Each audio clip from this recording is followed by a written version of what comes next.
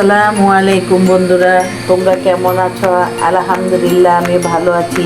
এইখানে দুইটা হাঁস আছে, এই হাঁস ভুনা করব। তোমরা আমার সাথে থাকো আর দেখো। এখন আমি তেল দিয়ে দিব।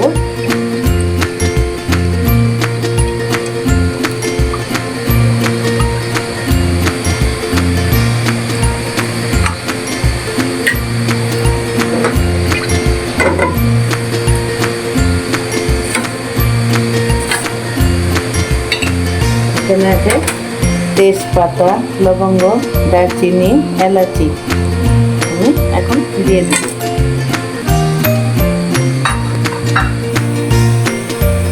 এখন আমি এই পেস্টটি দিয়ে দিব।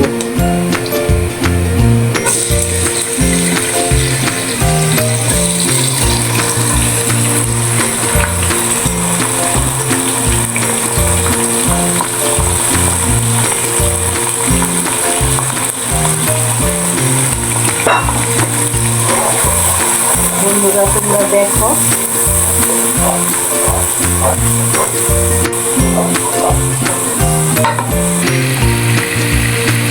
পরিমাণ মতো লবণ দিয়ে দিলাম।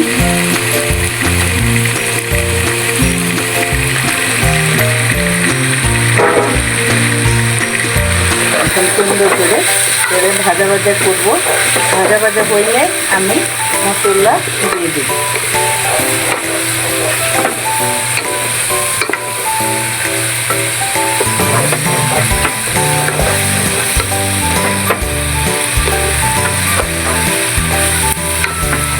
সুন্দর গ্রাম আসতেছে।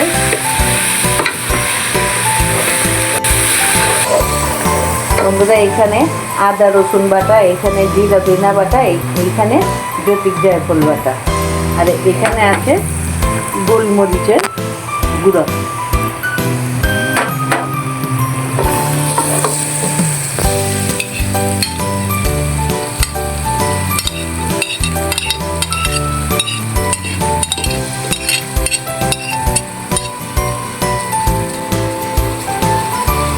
গোলমরিচের গুঁড়া দিয়ে দিব পরিমাণ মতন। কালা গুঁড়ো করবো তো, এটার জন্য আমি দিয়ে দেবো না, হলুদ ব্যবহার করবো না।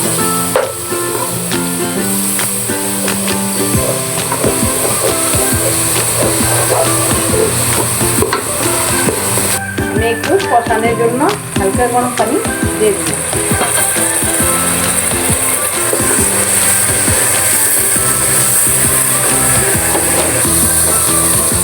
এটা খুব সুন্দর। বন্ধুরা এই যে কাঁচামরিচ আমি কতটি আমি ভেঙে রাখছি, এটাকে আমি দিয়ে দিব ঝালের জন্য।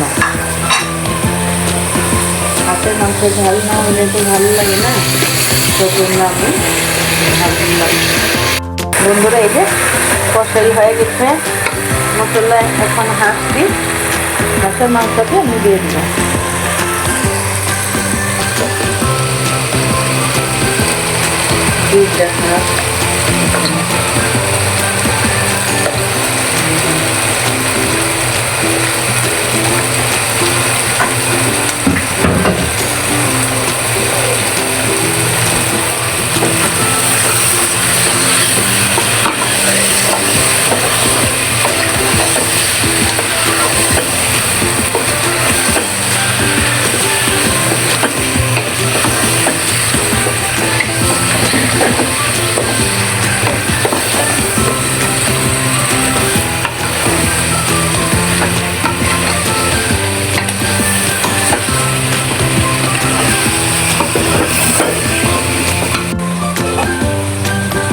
কিছুক্ষণের জন্য আমি ঢেকে দেব।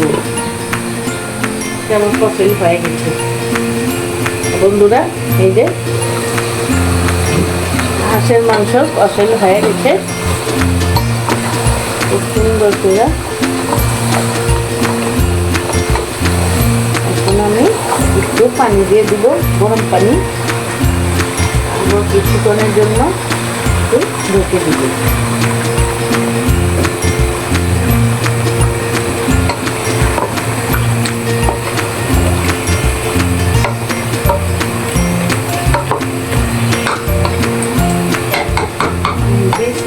জন্য ঢেকে দেব। ঢাকনাটা তুলে দেখবো, খুব সুন্দর গ্রাম আসতেছে, অনেক সুন্দর গ্রাম। এখন আমি ঘি দিয়ে দিব এক চামচ।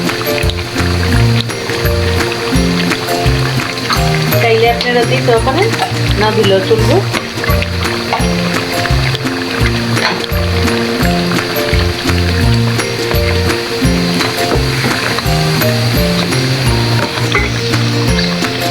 এখন আমি 15 মিনিটের জন্য ঢেকে দেব। বন্ধুরা, আমার হাঁসের মাংস ভাজা ভাজা হয়ে গেছে, খুব সুন্দর। এই যে বুনা বুনা দেখেন, খুব সুন্দর। এখন আমি 50% ঢেকে রাখবো